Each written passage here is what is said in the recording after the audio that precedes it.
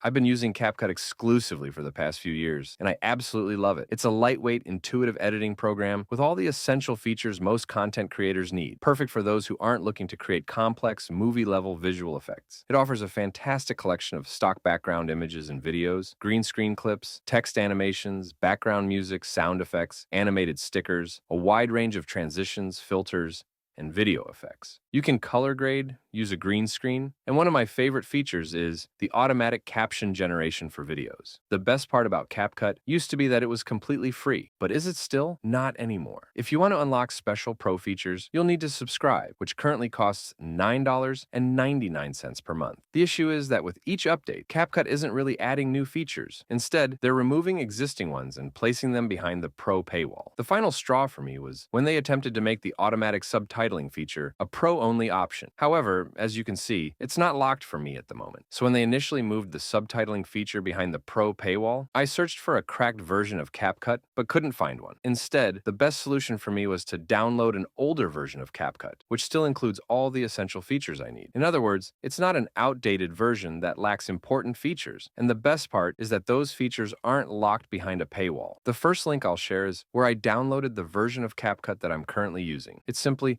an older version of their free-to-download software. If you can access the top link in the description, which leads to uptodown.com, you can try downloading it from there. I've also compiled a list of other sources where you can download older CapCut installers, both for PC and mobile. You can find the full list in the description below, neatly organized into categories. You'll find links for CapCut PC versions, including Windows and Mac, as well as the mobile app versions. The step one is to uninstall CapCut.